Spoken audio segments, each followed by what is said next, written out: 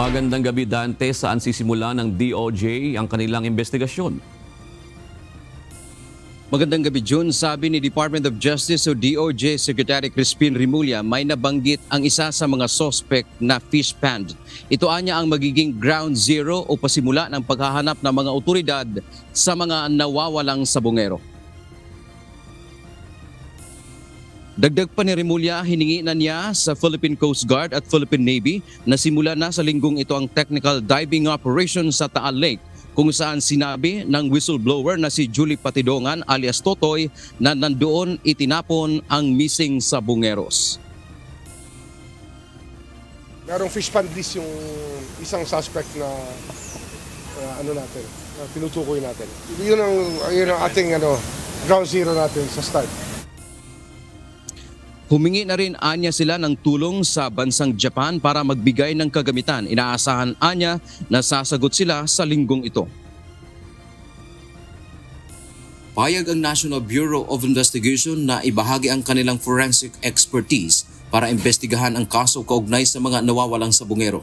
Ayon kay NBI Director Jaime Santiago, maaaring magsagawa sila ng DNA test at cross-matching upang matukoy ang pagkakakilanlan sakaling mayroon pang mga labi ang makuha mula sa Taal Lake kung saan sinasabing itinapon ang mga biktima. E di kukunin, magkukondak ng DNA test, cross-match dun sa remaining, yung mga kamag-anak na nagsasabing kamag-anak nila yon, makikita namin kung yun nga yung nawawala nilang kamag-anak. Ma-identify natin. Kahit buto na lang yan, kahit sa peraso na lang yan. Tulad ng NBI, nakahanda rin ang Department of Science and Technology na tumulong sa paghahanap sa mga labi ng mga nawawalang sabongero.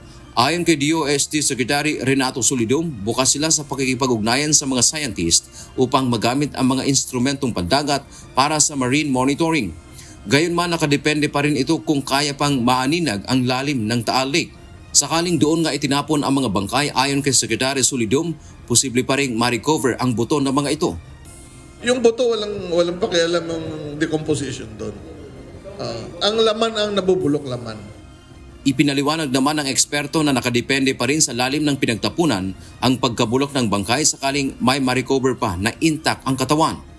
Pag-oxidizing, kunyari dito sa lupa, pag iwan mo yung dahon dyan, madidecompose yan with time. Kasi may air ka pa. Ibig sabihin may oxygen. Pag wala ka ng oxygen, di mo na ma-decompose. Mapipreserve. So, depende yan sa lokasyon. Malalim kasi yung yung lake mahigit 100 meters yan sa deepest part. Kung saan may crater. So, depende yan kung saan. And then, yung organic matter kasi na lumulubog, siyempre lumulubog doon, hindi na makapenetrate din yung sunlight kaya madilim.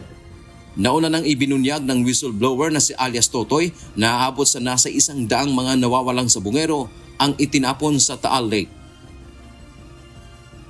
Samantala, Juno, kinumpirma din ni Secretary Rimulya na sa ngayon ay may ilang miyembro ng judiciary ang iniimbestigahan ng Supreme Court, kabilang na ang isang judge na umano'y nag-aayos ng kaso ng negosyanteng si Atong Ang, at nagkausap na rin anya ngayong araw ang DOJ at Supreme Court kaugnay naman sa issue na lumalabas na pati raw ang DOJ, ang Supreme Court at ang judiciary ay kayang pasukin o impluwensyahan nitong nasa likod ng pagkawala o nitong missing sabongero case. Judge, iba-iba. Pero iba-iba. Basta they're doing their job. Ano naman sila Hindi naman sila balat sibuyas They're very sensitive about what should be done to improve our justice system.